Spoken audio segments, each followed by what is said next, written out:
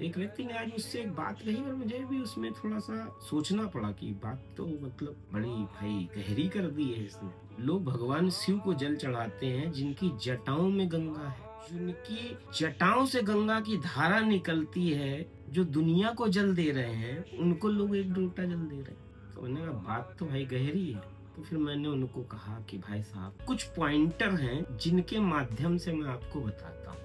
हमने कहा कि अखंड ब्रह्मांड के जो मालिक है शिव, जो हमें जल दे रहे हैं, जो पवित्र जल है, इतना पानी जहाँ से निकल रहा है, तो हम एक लोटा जल हम उनको देते हैं जाके वापस कि बाबा हमारे ऊपर ये कृपा है आपकी कि हमको पानी प्रदान हो रहा है, ये आपकी कृपा है, ताकि उनका जो वो कर रहे हैं उसका हम धन्यवाद करने के लिए हम उनको एक लोटा जल दे रहे हैं कि वही जल है आपको हम समर्पित कर रहे हैं, कि हम धन्य हैं क्योंकि आपकी वजह से हमारे पास जल है, पवित्र जल है, जो हम आपको समर्पित कर रहे हैं। एक पॉइंट ये। दूसरा पॉइंट कि हम जो जलाभिषेक करते हैं वो हम रुद्र का करते हैं, इसीलिए हम रुद्राभिषेक बोलते हैं।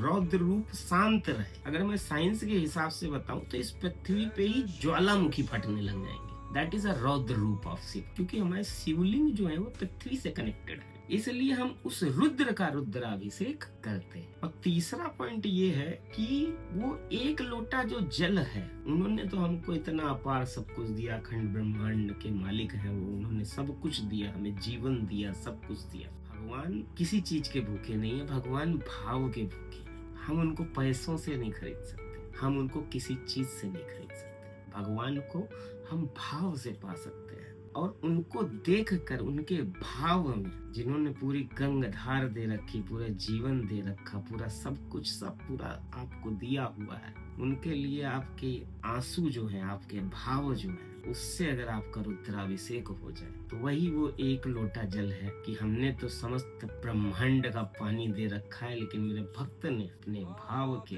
आंसुओं से हमारा रुद्राभिषेक कर दिया। भगवान को आपके भाव जो है, उस भाव से जब आप रुद्राभिषेक कर दो, एक लोटा जल समर्पित कर दो, उससे रुद्राभिषेक कर दो। कोई अपने भाव के आंसुओं से उनका रुद्राभिषेक करता है, कोई उनकी जो जटाओं से जल आ रहा है उस जल का धन्यवाद करता है, और कोई रुद्र को शांत रखने के लिए उनका रुद्राभिषेक करता है। बस इसीलिए हम शिव को जल चढ़ाते हैं।